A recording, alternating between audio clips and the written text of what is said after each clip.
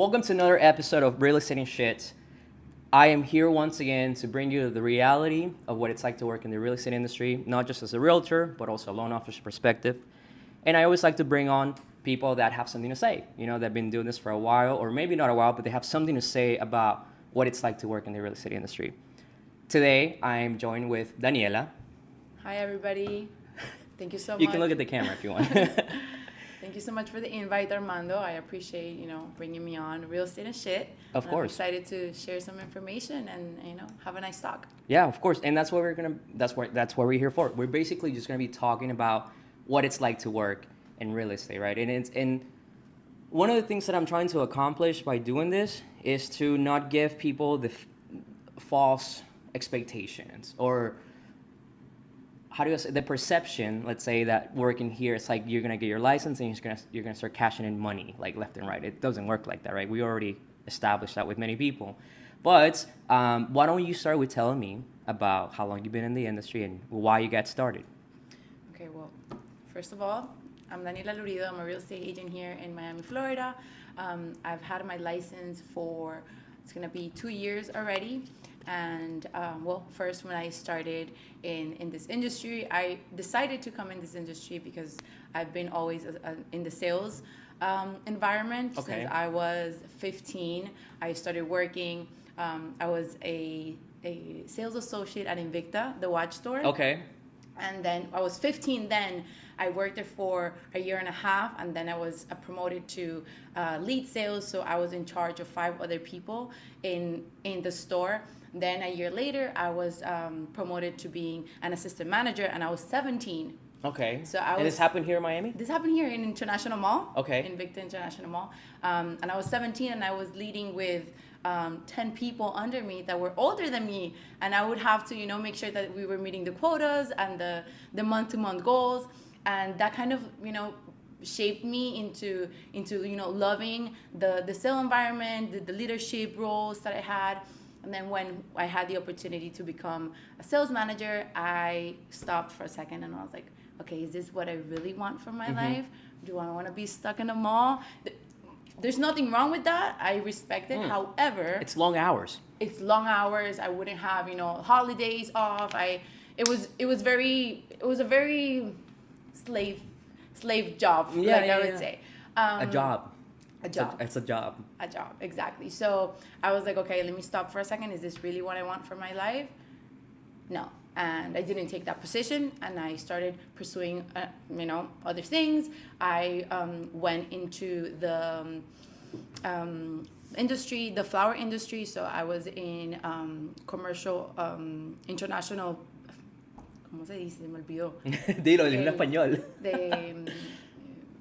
Wholesale flower industry. Okay. So basically, I was in a company that we would bring flowers from Colombia, Ecuador, bring them here, and then make sales wholesale internationally here. Okay, so I can't help but to notice something that we have in common so far, is that we started working in sales at a very young age. Like, I didn't start at 15, 14, but I started at 18 in selling mattresses. Like that, I used to work at a mattress firm, and my job was from 10 in the morning till 8 p.m., 10 hours a day, and sometimes you didn't even get a client to come in through the door. But when you did get a client, you had to close them. So it was a very aggressive, sales job, that if I didn't close those sales, if I didn't close those people, I wasn't gonna hit my goals. I wasn't gonna get my bonus. I was gonna make, my minimum draw, which is a term that is used a lot in commission sales.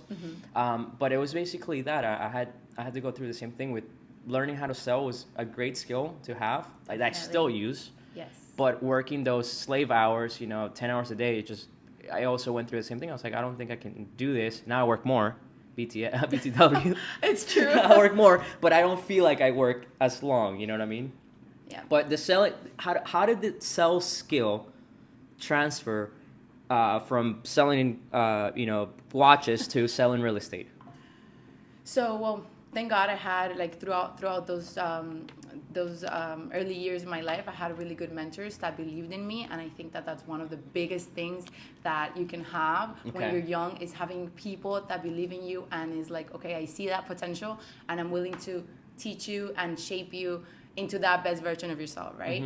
So I believe that having good mentors made me first more confident about myself, right? And learning all this sales skills kind of made me confident to be able to drive that into other industries, like the flower industry, where we were doing wholesale sales, because in that was more office, like inside sales. I had to make calls to all over the U.S. and have people hang up the phone on me because they're like, I've had my guy sell me flowers for the past 20 years, and you just come all cute, hey, trying to get my business, and that's not how it worked. But that gave me the toughness of, okay, I can do this, and go again, let me call them again, let me try again, until after 6 months they would answer. They'll be like, okay, I'm gonna give you a try, because you're so persistent. Yeah, but you got over something that's key. I always I like to look deep into like what you're telling me, kind of thing. So you did get through that, but basically what you're doing is getting rid of your rejection, like the fear of rejection. Because when you work in sales, you have to be willing to get told no. Like, people tell you no most of the time, and they used to tell me when I used to work at mattress firm, they would tell me, hey, when people tell you no, that's when you get to work. That's when the real sales happen. You know what I mean? So what you're saying is, it's something that everyone, even in real estate, even me as a loan officer, that I got to do videos and, be in front of the camera. I don't like being in front of the camera that much,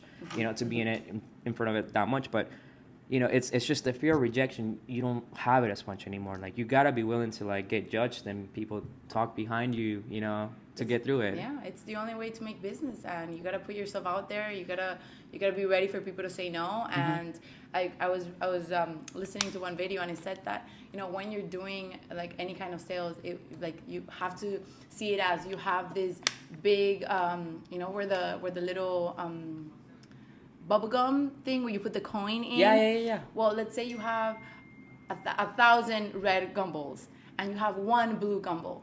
So you gotta make calls, and some there somehow that blue gumball is gonna come out. But you have to keep on trying and keep on being persistent in there to be able to get to that opportunity, because at the end of the day, it's a matter of opportunity, and believing that opportunity is there. But we're so used to having that instant gratification. Yeah, I love that. I'm gonna start something, and tomorrow it's gonna be it's gonna happen. And yeah, we come into this business, we think that real estate is, oh my gosh, it's amazing. Yeah. Yes, it is amazing, but you need to put in the work. It's a lot of work, and you need to be, willing to accept that it's not going to happen overnight, that it takes time, that it takes dedication, and it takes a lot of learning process and a learning curve. How are the first 6 months for you? Like, what did you go through? Like, if you had to summarize your first 6 months, what would it be? Like, what would you say? Definitely my first 6 months, I started my strategy as a real estate, as a newbie, as a new licensed real estate agent, yeah, was to kind of get to know the people that was in my brokerage and see how I could be of service. Because like we say in Spanish, como pagamos la novatada, no? Pay your dues. You gotta pay your dues. Yeah. So in that process of learning, I wanted to, make people know that I was there and willing to help. So I would be, I networked with all the realtors that were in my brokerage and be like, hey, I'm here, I want to learn. I can do whatever, I can go showing, I can call, I can, whatever you need, I'm here, I can do searches, because that's what's going to teach you how other people are doing it, and then you're going to find your own route on what works best for you. It's funny you say that, because everything you're saying, and with everyone that I've talked to, they always tell me the same thing, but in different ways.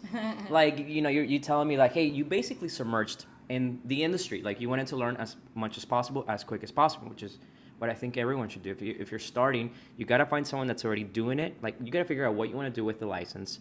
Find someone that's already doing it, and then shadow them and see what they're doing and be of service to them, because eventually, like, I grew up in Texas, and we used to say the squeaky wheel gets the grease. So the more you try to be there, and the more you're just like, hey, I'm abundant, like, my opportunity is going to come, because that's what you're saying. Like, you got to know that, like, the world is abundant. And if you start seeing abundance around you, then that's when the opportunities happen to you, which is a deep thing, No, it is. A deep way to see it, but it's the truth. Like, if you're saying, like, hey, you have to believe that the opportunity is there, you're thinking abundantly, like, hey, it's going to happen. So if you think the other way around, it's like, oh, no, I don't think I'm going to be able to do this in the first 6 months, you're not going to go through this first 6 months, I think, you know. No, and that's why most people don't, you know, they don't make it through their first year because they thought that it was going to be easy, that in the first month you're going to close your $1 million client, and it doesn't work like that. That's when you learn that most people decide to go to a 9 to 5 because you have that, you know, you have your monthly pay that nobody's gonna take it away from you unless something happens, you know. You do real estate full time? I do real estate full time. Yes, Yeah. this is my full time. Props to you. How wait, okay, so you got through your first 6 months basically submerging in your brokerage. Like so submerging my brokerage, I helped other people with showings. I, you know, be like, look, $100 per showing. Pay your dues. I'll do Pay it. my gas. You know, do you have any leads that you haven't been able to, you know, that you haven't answered? Give them to me. I'll talk to them. I'll call them, and that's how it started. And then people were like, okay, you know, she's putting in the effort. She wants to learn. Yeah. I'm gonna help her out. And then I would get, hey, go and do the showing. Hey, let me be a co-listing agent. Hey, come do the showing for this property. And then people started trusting me to do this kind of things. Right. I want to point something out that you said that I think everyone should take note of. When you help yourself, when you show other people that you want to help yourself, it's very easy to find people to help you. And what happens is that whenever you help somebody out and they don't put their part, like they don't want to do it, that's when you don't want to help somebody out. But if you have a young person that, hey, I'm here, I'm hungry, like I need to pay my bills, like I need help, like I'm here to learn, I don't want free stuff, you don't need to give me anything, but I'm here to like learn. Putting the hustle. It's so easy to help people like that. Like it's look and you shall find. You know what I mean? Like I'm a big believer in like deeper, like I said, energies and lessons in life, and I think that's one of them that I think Miami people kind of lack. That you just because you got a license and you like go to your friend's brokerage, that doesn't mean you're gonna get fed deals left and right. Like you gotta earn your spot, because imagine let's say you were to work with me brand new, and then I've worked so hard to find these clients, these referrals for you to drop the ball. You know what I mean? It doesn't work like that either. You take care of your clients. So yes, I like what you're saying so far. I have a question now. When was that? When did you go through your first 6 months? When did I go through my when did you get licensed? I got licensed in May of 2022. Okay, so like 1 year after me. Okay. So in May 2022, everything's going to crap in a way for you. And everybody's telling me, oh my gosh, this is the worst time to get your license. Yeah. This is the worst time to... And I'm just like, no, it's not. It's better now than never, you know? No, it's the best time to start. It's the best time to start because... So I had all these people telling me different things and, you know, saying, everybody's like, no, this is a horrible year. But who were those people that were telling you that? Most of them were people that were in the brokerage, within the brokerage. The naysayers, the negative people. And they're still not producing, probably. And they're still not producing, probably. Yeah. And then you have the people that, you know, were doing good, that they have the positive mindset. And I'm just like, okay, I cannot be dealing with these people. And at that time, I was super focused on going to the office and, like, you know, getting that connection with others. And I was like, I am getting away from them because I don't like that negativity. And I am going to sit with the people that they know that the opportunities are out there. Yeah. So throughout that time, I was able to work with other listing agents and you know, show properties and be, you know, part of the deals in order for me to kind of shadow that and learn that in a faster way. Meanwhile, I was also, you know, looking at videos and you know, trying to put myself out there to learn as much as possible. And then I had the opportunity to, in one of those showings that I had, meet my current brokerage, which is Avenue Realty. Yeah, shout out to Avenue. Shout out to Avenue, definitely. Which there it's a family. We're all of us are like-minded people, like-minded young adults, you know, ambitious, and that was one of the main reasons why. So you didn't start at Avenue? I didn't start at Avenue. Where were you? Okay, can you tell? Can you say where you started? Sure. No, it doesn't matter. It doesn't matter. But you started with the brokerage, and why did you leave that one to go to Avenue? Like, what was so different? Was it just the people, or? No, it wasn't the people. I believe that it's not a bad brokerage. Let me put it out there. It's a really good and well-known brokerage. However, I felt like it was just so many. There were so many agents. There was so many people that it was just like you were just another agent. And your split was like 70-30? Yes. I think the split was like, plus whatever I had to split with the agent that I was working with. Right. So, and then I was like, okay, I've tried this for a year. You know, the first year I wasn't doing it full time. I was, kind of doing something on the side, doing my sales on the side. And then the second year, I was like, okay, I'm going to just, me voy a tirar por el barranco. Sí, sí, sí. Y Sometimes that's what you need. And sometimes that's what we need, I always like to put the metaphor like there's a rope and you gotta climb the rope. The fastest way for you to climb that rope is if I light it on fire. If I light it up on fire, you're gonna climb that rope. I just believe that. So sometimes you have to be thrown in the pool, to kind of sink or swim. And it was crazy because I got my license. I decided to leave my job, and that same month I got divorced. It was like everything happened at the when same time. When it rains, it pours. Yeah. And I was like, esto va a pasar because I'm gonna have ultra dimensional. O sea, voy a ir de 0 a 100, ¿no? Y la vida va a cambiar y todo va a ser para lo mejor. So it was a very interesting times in my life. But now that I look back, I'm like, it happened, and the best things are happening now, and the best things are yet to come. They happen for you. That's what it is. 100%. So I came into the industry in 2021 when the rates were still 2-3%. And as a loan officer, as a brand new loan officer in 2021, it was probably the worst thing that could happen to you as a loan officer, because we would get used to just people wanting to refinance. Like, you get a lot of leads, a lot of people, and you just refi. I had never done a purchase in my life, only refis. And then that ends in 2021. 2024, when you joined, rates start going up. Everybody's freaking out. A 4.5% seemed expensive at the time, which now it looks amazing. But I knew that I had to transition into doing purchases. And everybody was like freaking out. But in my mind, I was like, dude, I left my job. I have nothing else. My car payment is due. I still live at home with my mom. So all these factors basically drove me into like, this has to work out for me. Like, which is why I always tell people, like, it took me 6 months to close my first deal. And those first 6 months to me were just mental. It was like a mental warfare of like, did I do the right decision? Should I go back to the furniture store? But now looking back, I'm really happy that I went through those things because it taught me how to value what the hard work that goes into actually building something, or at least starting your own business.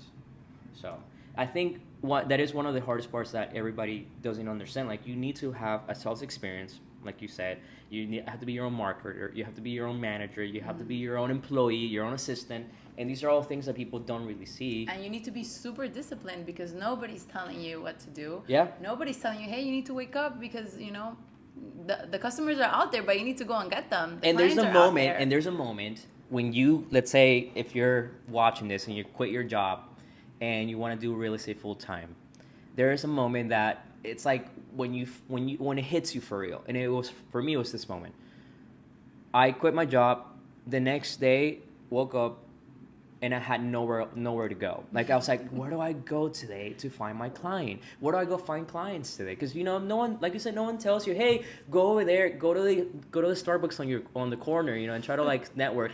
People don't tell you those things, but basically, you wake up and it hits you. I don't have a job, and if I don't get out there and do something about it, my bills are still due. The hardest part was those first 6 months. After the first 6 months, like, I knew what I had to do. Like, I knew more or less how to get clients. So it was easier for me to get through after this first 6 months. But then there's another, I don't know if you relate to this, but there's another obstacle that comes after your first 6 months. And that's when you have to like set up structures and systems for you to not miss out on clients, let's say. Because in the beginning, you have one client. So it's easy to maintain one client. But then you have to like set up discipline and systems and structures to like follow up with people. Make sure that they're going to your landing page. Make sure that you're getting numbers and emails so you can send stuff out. So there's a lot more stuff that goes into being a real estate agent. Which one do you think has been the toughest one for you to like adapt to? Like, what is the hardest part of the job as a realtor for you, or the part you don't like the most that people don't think about? I think that the part that I would say that it's not like I don't like the most, but it's something that people are going to underestimate, is that you say that you're a real estate agent and people are like, oh, that's not a job. Like, I can do that. I can buy the house myself. And they don't, people don't understand that there's so much work that needs to be done. Like, from the moment that you get the client to the moment that you get an offer accepted, through the whole process that it takes from the moment that that offer is accepted all the way to having a successful closing, right? Like from the offer accepted all the way to closing, the client doesn't know what's going on. Right. You know? They just know what you're telling them, but they have no idea that there is a lender that's going through a loan officer that's, you know, working on your deal, that you have a title company doing the whole research on it, and you know, all these things that in any time and case like can make the deal not go through. So all these little points that people think that, oh no, like it's just that's not a real job. So you think that people have the wrong perception of what it is to be a realtor? I mean, not as a realtor, let's say, but what a realtor does. 100%. Yeah. I feel like people kind of underestimate that until they see it happening and they see that, you know, it's working out for you, and that's when they're like, okay, you know. That's true. That's actually true. I never thought Even about your own parents. Like, yeah, I that's remember true. when I decided to do this, my parents were like, How's your little job going or something? they're like, yeah, bueno, pero you can get something on the side meanwhile.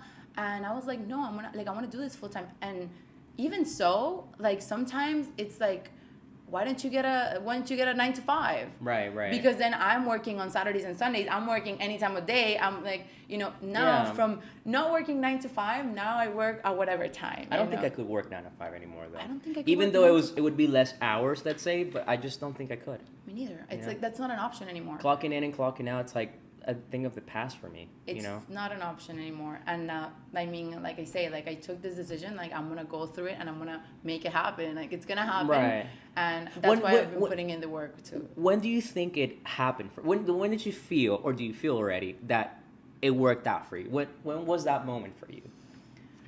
So throughout the past 2 years that I've been kind of, you know, like working on making this happen, there's obviously been a lot of times where, you know, mentally it's been like, oh my gosh, is it gonna work out? Is it gonna happen? Like I feel like it's there, but then it just disappears. Yeah. And then you know, it's like this roller coaster of emotions. But then once I decided to, you know, join this other brokerage and start fresh again, and it was kind of like, okay, I'm gonna start fresh again. Like everything was new to me. It was like I was getting the license there again. And then putting in another structure to the business and to my brand, I was like, okay, I'm gonna make things happen now, and I'm gonna get more serious on this. So then I started making sure that I was showing up for myself every single day, because this is the decision I took. So this is what I'm gonna do from now on. You got committed. And I got 100% committed into making this happen. And then things just kind of slowly started happening, but it was because I was showing up there every single day, and, you know, I was there to make the opportunities come out to life. And now, we have a $2.8 million listing here in Doral. I have another listing that came up in Landmark, which we're under contract today. After 3 days on the market, we're under contract. So, you know, you start seeing things happening. You're like, okay, this isn't happening because momentum. I'm lucky. You get momentum. It's because I've been doing all this work that it had to happen. Yeah. You know. I love that. Okay, I'm gonna pause right there because I like what you're saying. I'm gonna geek out a little bit. There's this book called The Compound Effect. I don't know if you heard of it. Mm-hmm. Yeah. You have? Yeah. And it talks about the penny, you know, the magic penny. Like if you had an option to get $3 million for now or get a magic penny that doubles every day for 31 days for a whole month, which one would you get? And the right answer is the penny, because by day 29th, you double the $3 million. Like you have way more than the actual $3 million. But basically the book says that small decisions in every effort that you do every day, it accumulates, and eventually you don't see any results in the beginning, but eventually it compounds and you start seeing like that compounded exponential growth or loss, because also that works the other way around. If you don't show up to your office, if you don't make your calls, if you don't do your showings, if you're not following up with people, those are things that little by little, it's going to start deteriorating your business, but it works the other way around. So what you're saying is that it had to happen. Like there's no way around it, because if you believe in that law, it has to happen. So I always think that if I'm able to think it and just do the work that that takes me one step closer to that every day. Eventually, I have to get there. It's inevitable. It's inevitable. Yeah, and having that mentality is really what it takes. It's faith at the end of the day. It's faith, but it's not faith by itself. It's No. faith combined with discipline, combined with persistence. And, Yeah. You can't say, hey, I want to get thin and then eat a sandwich, like Jim Carrey would say, that you have to put in the work.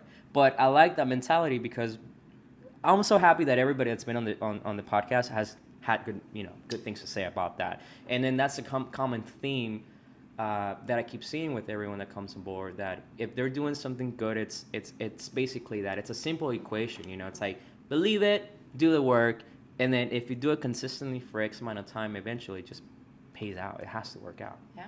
And one of the things when I started this industry, I started, having proximity with people that had that mindset, that were really hard workers, that were really there to hustle. And then you're like, wow, like there is people that are out there, young people. They're legit.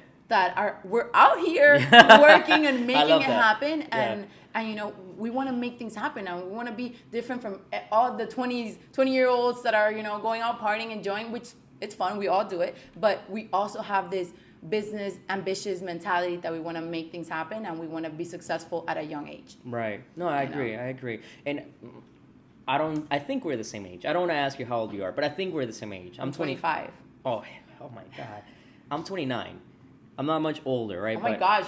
Hoy me dijeron que tenía 30. No, but somebody 20. in CBS is like, oh, you look young. You look 30. I'm like, 30? Okay, but don't take that as you're old. It just says that you're mature looking. Basically, like, you got your hair done, you're dressed well, you're in heels, like you look like a businesswoman, so naturally you look older. You know what I mean? Like you look more mature, I guess you would say. But I think that's an advantage. Like there are so many people, like you say, especially in Miami, that like they have not a lot of things going on. Even in their 30s, they're still out and going out and partying in these clubs. And there's something wrong with doing that every now and then. But if that's your life, then those are not the type of people that I hang out with. You know what I mean? Yeah. But it's good to always be surrounded by young professionals that want to actually do work, because those are the ones that I want to be friends with, Definitely, proximity is going to, tell me who are your 5 people that you hang out with, and you're going to be the next one. Yeah. The next one. Okay, speaking of, have your friends changed? Like, how's that been for you? So that's a funny question, because being 25, if you look around, 25-year-olds have kind of like, we're all trying to everybody's kind of trying to see what they're doing. But overall, I've had my little close friends from high school, which are like my little 5 girlfriends that I've had overall, which when we graduated high school, everybody kind of went through their own ways, which that happens all the time. But I feel that I'm really good at being able to kind of like have that time where I can enjoy with them, but they know, because they respect that and they know that like I'm a hustler. So they're real friends. They're they're real friends. They know, and even their parents are like, Daniella, she's like she's putting in the work. Like they see it, and they see it because I had a baby when I was 19. I have a 5-year-old baby. So, like, that made me kind of mature really fast. Yeah, that'll do it. Of course, you're responsible for a whole, So I'm responsible for a whole new baby, and that's my number one motivation, right? I'm like, okay, I need to make it happen for me. Do your friends have kids too? Any of them? So you're the only one that has friends. Kids. So that's the difference. I'm the only one that has a baby. Yeah. Well, a 5-year-old. And how do you balance being a mom? Like, let's say you gotta be with your kids on the weekend.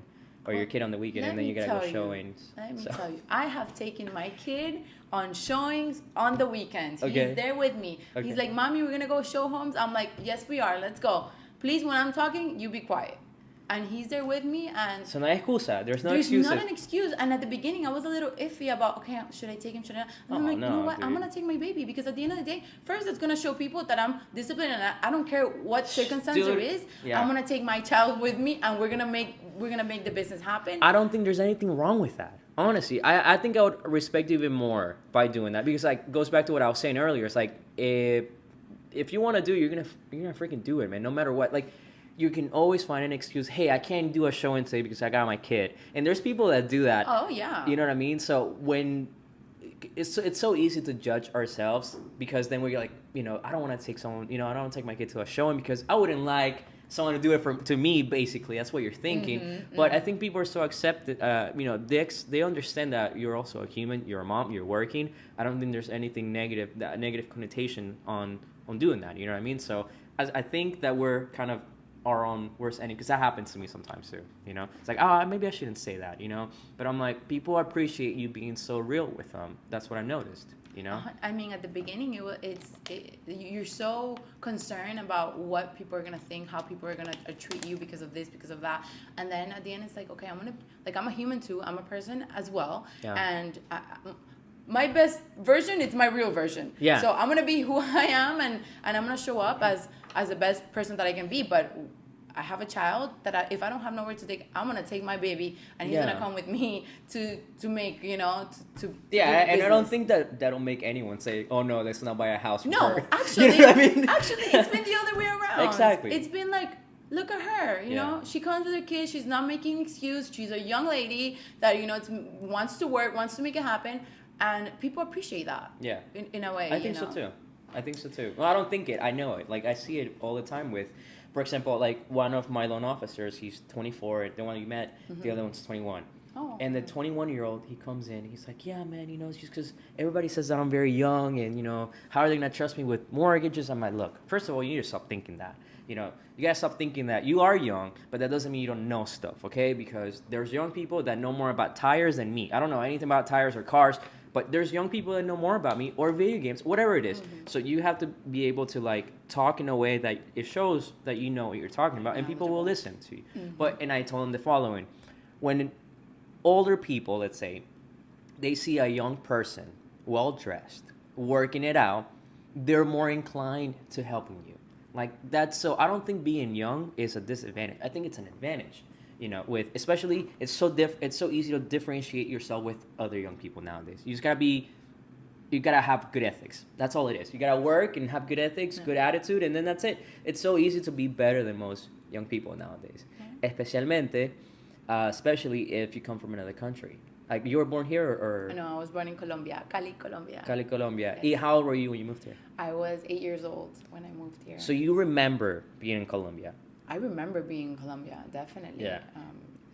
And then I remember, my parents telling me, hey, we're moving to the United States, and it's gonna be a whole new change and new school. And I was like, oh, and you were like in third grade. I was in third grade. I came into in third grade, yeah. I came here when I was 12 from Nicaragua, right? And I remember moving to the U.S. and people talking to me in the school, and then I'm like, I don't even know what they're saying. Like, I couldn't even, I could just say hi, my name is, and that was the biggest fear. It was like, am I ever going to learn how to speak English? Am I going to learn? Yeah. And that's when little things when you're a kid, you start to accomplish that you're like, okay, I made this happen, check. And then you start putting check marks in the little things that you thought you weren't going to be able to accomplish. But I was asking if you were born in Colombia, because I've noticed a pattern that when you have a young let's say a young person come here to this country, like you or I, we usually tend to appreciate opportunities a little more. And Andres told me this last time. He goes like, yeah, man, because I've noticed when people grow up with money, and then when you come from nothing, like you appreciate, you're more grateful, for your opportunities. And I've noticed that with people that come here at a young age, like that happens, like because you see you remember your parents going through it. Let's say in your, I don't know where you come up, right? But you remember your parents going through stuff in Colombia, or in my case Nicaragua. So when you come here, like you see the change, you feel the change, you see your parents hustling it out. I don't know if you have to help your parents with English things eventually, but a lot of Hispanic kids go through that. But I've noticed a pattern in that, that when you look at young Hispanic people that are like hustling out there, they come from, from other countries. From other countries, yeah. And then you give more gratitude to those opportunities, right? So, like we were talking at a young age, I started working. Like I would get out of high school, in sophomore year, and I decided that I wanted to get a job, and I started in the watch store. So I would get out of school, take the trolley, and get to International Mall to work until like 8 or 9 p.m. And then I started seeing that I was putting in the work at such a young age, and that made me be very disciplined with a lot of right. I'm very like like have a lot of work ethic. Mm-hmm. Meanwhile, I was also, achieving my stuff at school as well. So I had like those both things going on. So when I graduated school, I had all this like I had all this work experience that not everybody had. Yeah. Right. So comes again. Now I'm 22 years old. I get my real estate license, and I'm in an industry where most successful people are over 45. Yeah. They're veterans. They're veterans. We're the future veterans. Oh, FYI. we're the future veterans, but Yeah. I'm pretty sure like on our 30s we're gonna be, Yeah. I like that. I like the way you say that, because I think so too. Like, I always look at the industry, especially with loan officers. Mm-hmm. Most loan officers are old. Like, they're older bankers. And, I look at them and I'm like, wow, man, like, we are, like, I am the future. You know what I mean? Because, like, I don't mean that in an egotistic way. I mean that in the most sincere, Yeah, genuine way. definitely. That these people don't want to be, doing loans 15, 10 years from now anymore. They're gonna be out of the job market, basically, and then we're gonna be the older ones. We're gonna be the veterans, and then new blood's gonna come in. It's a cycle. It's a cycle of life. But it's nice to see that I won't. I like to share the journey with. I like whenever we're 35 or I'm 35. Definitely want to have this again. You know what I mean? I'll be like, hey, let's watch back. Imagine. Yeah, that'd be nice. Yeah. Would you say that? What do you think? Do you always want to stay as a realtor? Do you want to become a broker? Do you want to have your own team? What do you want to do? Definitely. I mean, this is just the beginning. Okay. So I'm gonna become a broker. Like, that's definitely part of my plans, and have my own brokerage and have my own office, have my own team. Because at the end of the day, the gratification that doesn't only come from I'm very successful at selling houses, selling real estate overall, but it comes from helping others and helping others grow as well. Yeah. And that's the main goal, right? It's to change people's lives and be able to help them also grow and achieve their goals. That's beautiful. You have a very, very nice aura when you say things like that, and I can tell you mean it. So I appreciate you for being really honest, for telling me all these things, because I never know what I'm gonna hear from people, and you know what I mean. Like, I know what they're gonna tell me about, like, the process of becoming a real estate. Like, a lot of us have like a very similar story of how we ended up in real estate, to be honest with you. But seeing the attitude and seeing the way that you express about what you're doing it's nice, because you meet other people that are going through it. They're saying, no, it's slow out right now. I don't have any clients, and then you can dwell in that. You can start digging your own little hole, or you can be the way you're telling me. It's like, hey, I had a showing just now, and I'm busy. Even if I don't have anything going on right now, I'm asking everybody else if they need help with something. So you gotta start seeing the world as abundant as it is. You gotta have a good attitude. If you could tell yourself one thing when you started, what would it be? It's only been like 2.5 years, but what would you tell yourself? Just keep going. Definitely, just keep going, because I feel that most people tend to give up on their dreams because they feel like it's so hard. One thing that I would just say to myself every day, and actually there is one little thing that I say to myself every day, and I feel like that's helped my, like, ¿cómo se dice eso? Your mindset? Pero no, como Take your time. Don't worry about it. cuando, wow, I totally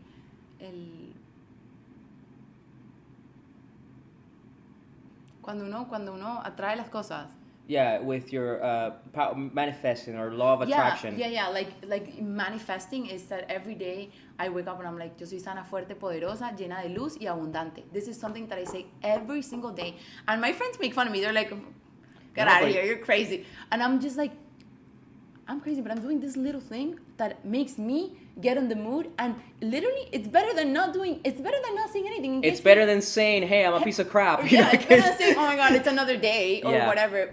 And that little thing has changed my mindset, and I tell my kid every day as well. I'm like, hey, Valentino, say it with me. And he says it as well. And I feel like just little things that you can do for yourself, that you can kind of like rechange your mindset Yeah. and like your consciousness to believe that you are like you deserve all the things that you have in your like Yeah. all the things that you dream for, right? And that they're gonna happen as long as you are working for it and making. I think making it's the because effort. you become what you think about, and you get in life what you believe you deserve. So, for example, listen to this. I'm gonna tell you one story.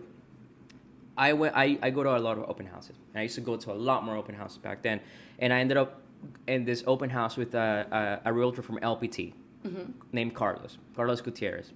And I never met him. I had called him, call him and say, hey, I see you have an open house. Can I be there on Saturday? Yeah, sure, come by me. He said, I'm like, come over. It doesn't matter. I'm like, okay, perfect. I'll be there. I show up to the open house and we're just like chopping it up. No one's coming in. We're just talking.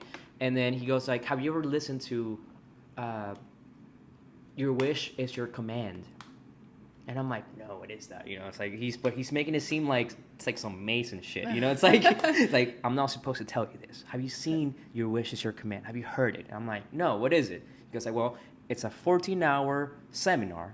Like it's an audiobook. So if you listen to 1 hour a day, you'll be done in 2 weeks. But it basically talks about the mind, and it talks about energy and how your brain is a receiver and a sender of signals, and you attract what you think about and vibrations and all these things. He started talking about like those crazy things, right? Mm-hmm. And I'm like, well, I love. Me too. I'm a big fan. I'm a big fan. But in that moment, I knew what he was telling me, but I'm like, okay, but tell me more. Like, why do I need what's up with Your Wish is Your Command? He's like, no, listen, you have to listen to it, but you have to listen to it with an open mind. That day, I went home, no big deal. That was on a Saturday. On Monday, I go to work and I started listening to Your Wish is Your Command. I listened to the first hour and I was hooked. I was like, oh my God, I can't believe this has been in front of me the whole time. Like, this has been a thing. And I just found out about it. Like, I've been living my life blinded, basically, because Your Wish is Your Command talks about basically that you get in life what you think about, and you start attracting what you think about. So instead of worrying about how you're going to do it, think about what you want, do the work, be around those things that you want to do and that you want to get, and it comes to you. Manifest like it. yeah, You and it just comes manifest that, and I was like, no, this just seems like very weird. But the moment that I started visualizing, like just closing my eyes and just thinking about what I wanted, feeling how I wanted to feel, and acting as if I already had it, and all these things that are so simple, people say it all the time, but people don't apply it. That's what changed my life. That's when I started producing more. That's when I started meeting better partners, better referral partners. Everything just changed, and now I feel like I can get anything in my life that if I just think about it, work towards it, I'm gonna get it. And that attitude, it's like it's a little dangerous too. It's a little, but let me tell you, that is the best thing that we can open ourselves to. It's like a superpower. It's a superpower. Yeah. I feel the same way because like when I had all my situation that I got my license, I left my job and I got divorced at the same time. I remember a day after that, like all that situation happened, I put a little note in my refrigerator of everything I wanted that year to happen. Yeah. And I was very, very precise of everything. And I was like, I'm going to put this in my fridge and I'm going to see it every day and I'm going to read it every day. And in a year, I'm going to get all this that it's in here. I have that little paper saved in an envelope. Yeah. Because I look back at it and I'm like, oh my gosh, everything that was there, Dude. I'm living it now. Yeah. And it just, why? Because I believed it and I put it somewhere where I could see it every day and I manifested it. There is no other reason why. Mm-hmm. I manifested it, but I knew that I was merecedora, no? You deserving. Yeah, like I was deserving of all of that and I was going to work for it and I was going to make it happen. But it's crazy. And I did it this year again. You should always do it. And I do it every 3-4 months. Every 3-4 months, I for example, like I no longer have, let's say, materialistic goals. So I only want 2 things. I want a new watch and I want a new car this year. That's it.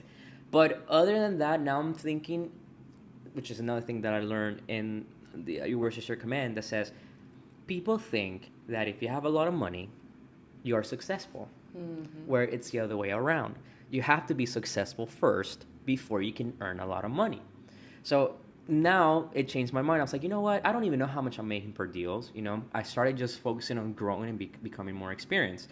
And the more successful that I started feeling and walking differently, and I stepped into this new life, And when you're in it, you're like, oh shit, this is what I asked for. And it gets heavy because I got more responsibilities now, right? Like, but then again, I'm like, okay, I got what I asked for. And if God and the universe gave it to me, they also believe that I can handle it. That I can handle it. So that gives me that peace of mind that, hey, yes, if anyone can do it, it's me. You know what I mean? Like, if you got it because if you thought it came to you for a reason. You're the one to do it. I don't see why not. And then that same attitude is what has gotten me basically everything that I have now, you know? So it's nice to hear that somebody feels the same way and sees it the same way. It's, you have to manifest it. You have to believe in yourself and you have to go and get it. Okay. So with that being said, right, what do you want to tell, people watching the podcast about real estate? Like if they're thinking about joining, right? If they're like a mom, like in your situation, let's say you were talking to yourself that before getting licensed, just thinking about it, what would you tell them? And you can look into the camera. You have to work hard. You have to put in the work. You have to be patient. And you need to learn about the industry. Because knowledge is power. And people will only trust you if they know that you know what you're talking about. Holy cow, you're like a president. That was like a presidential, presidential speech, man. You have to work hard. You're going to get it. No, I love that. With that being said, I'm going to put your information on the screen if that's okay with you. Sure. That way you guys can reach out to Daniella. If you guys want to if you can connect with her story and you want to share something with her, you want to connect with her, I'm going to leave all her information on the screen.